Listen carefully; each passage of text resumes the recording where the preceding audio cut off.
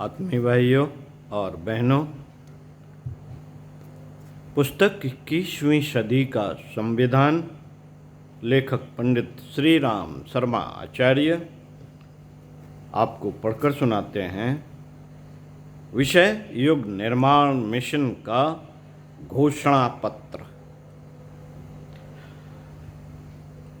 युग निर्माण जिसे लेकर गायत्री परिवार अपनी निष्ठा और तत्परता पूर्वक अग्रसर हो रहा है,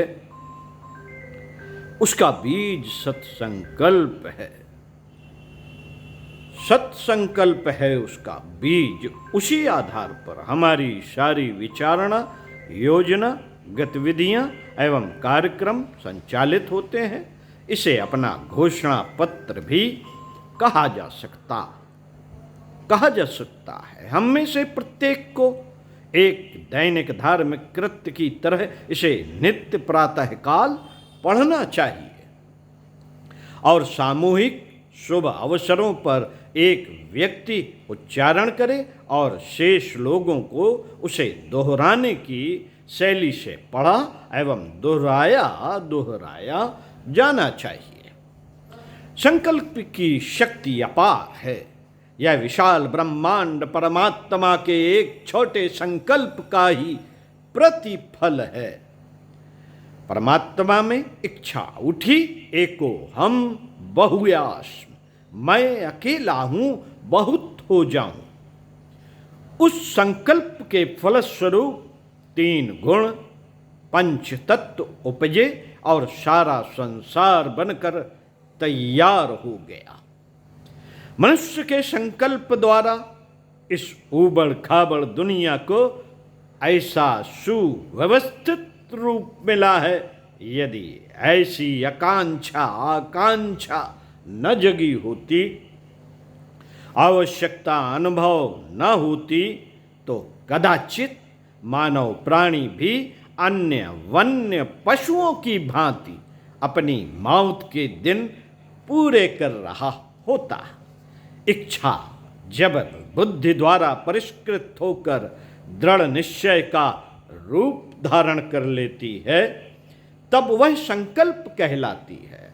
मन का केंद्रीकरण जब किसी संकल्प पर हो जाता है, तो उसकी पूर्ति में विशेष कठिनाई नहीं रहती। मन की सामर्थ्य अपार है। जब भावना पूर्वक मनोबल किसी दिशा में संलग्न हो जाता है, तो सफलता के उपकरण अनायास ही जुटते चले जाते हैं।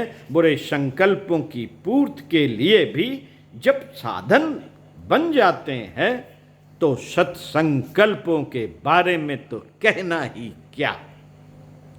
धर्म और संस्कृति का जो विशाल भवन मानव जात के सिर पर छत्र छाया की तरह मौजूद है, उसका कारण ऋषियों का संकल्प ही है।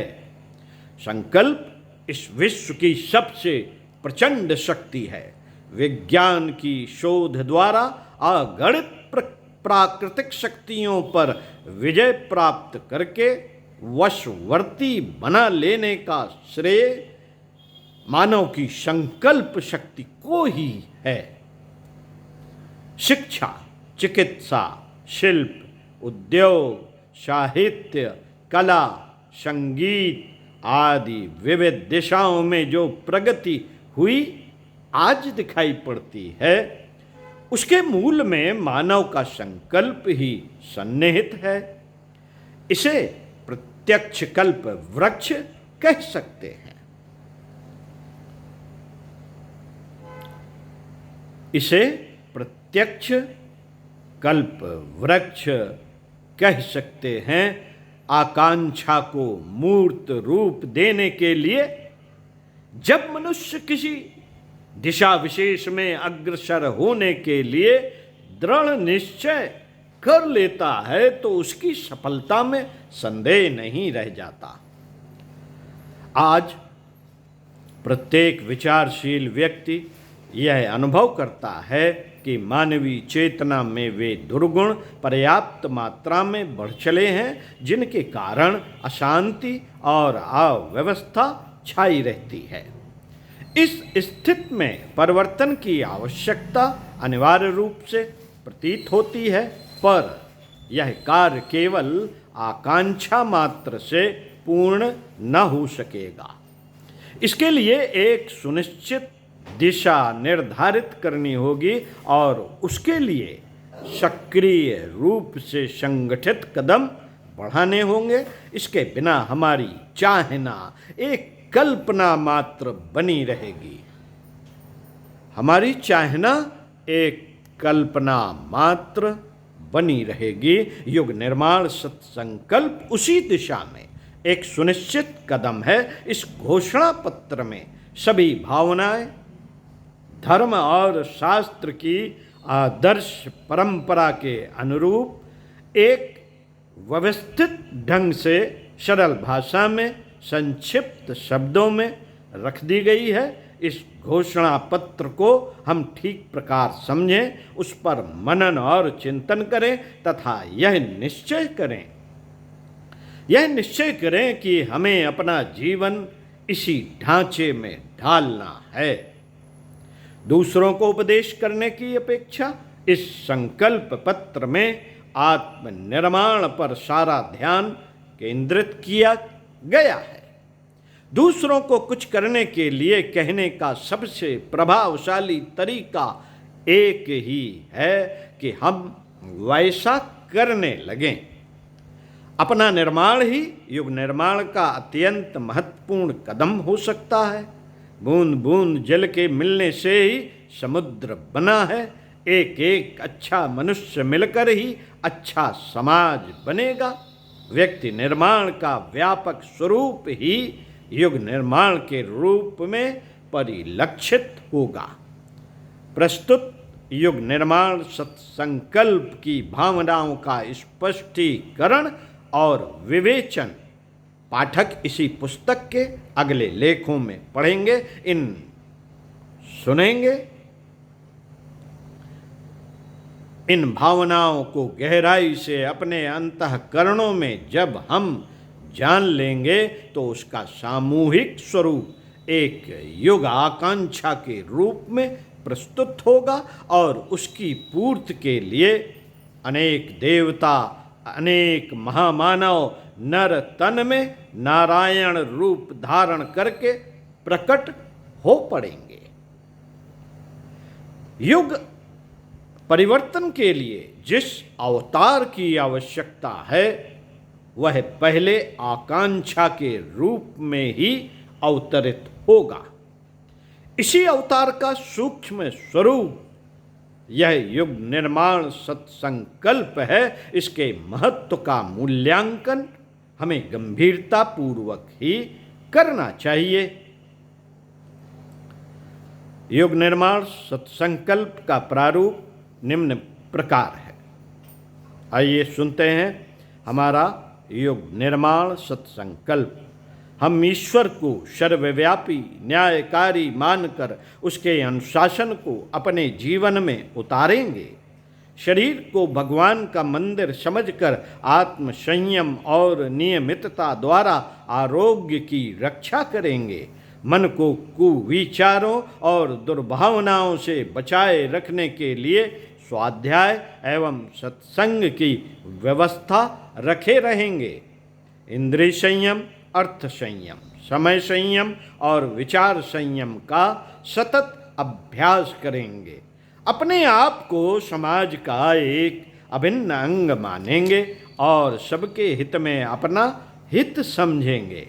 मर्यादाओं को पालेंगे, वर्जनाओं से बचेंगे, नागरिक कर्तव्यों का पालन करेंगे और समाजनिष्ठ बने रहेंगे। समझदारी, ईमानदारी, जिम्मेदारी और बहादुरी को जीवन का एक अविच्छिन्न अंग मानेंगे। चारों ओर मधुरता, स्वच्छता, सादगी एवं सज्जनता का वातावरण उत्पन्न करेंगे। मनुष्य के अनीत से प्राप्त सफलता की अपेक्षा नीत पर चलते हुए असफलता को शिरोधार्य करेंगे। मनुष्य के मूल्यांकन की कसौटी उसकी सफलताओं, योग्यताओं एवं विभूतियों को नहीं, उसके सद्विचारों और सत्कर्मों को मानेंगे। दूसरों के साथ वह व्यवहार न करेंगे जो हमें अपने लिए पसंद नहीं। नर नारी परस्पर पवित्र दृष्टि रखेंगे।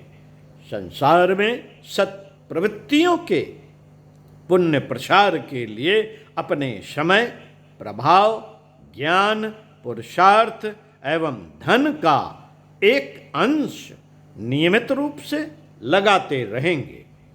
परंपराओं की तुलना में विवेक को महत्व देंगे।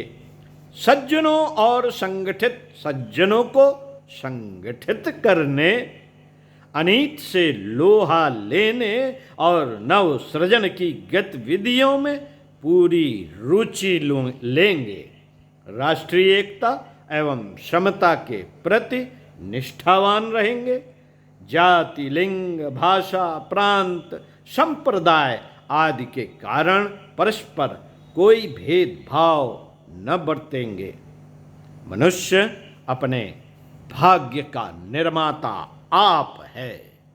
इस विश्वास के आधार पर हमारी मान्यता है कि हम उत्कृष्ट बनेंगे और दूसरों को श्रेष्ठ बनाएंगे तो युग अवश्य बदलेगा।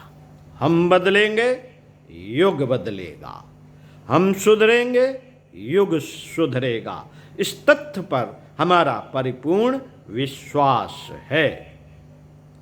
मित्रों, इस युग निर्माण सत्संकल्प का पाठ नियमित दैनिक उपासना के पहले नित्य प्रत किया जाना चाहिए।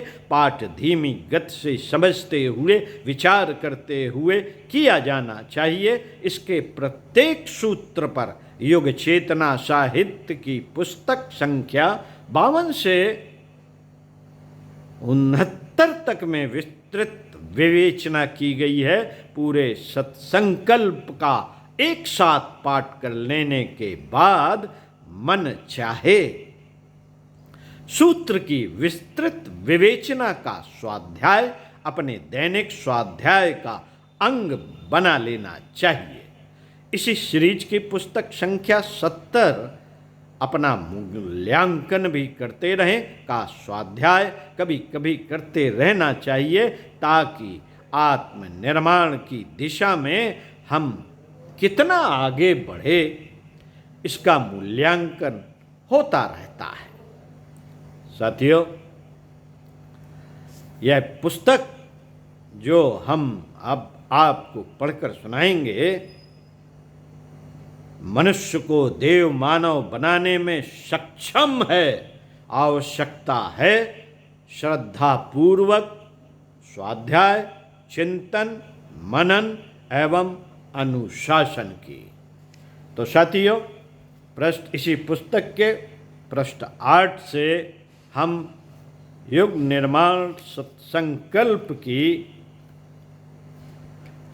एक संकल्प की व्याख्या अगले वीडियो में करेंगे।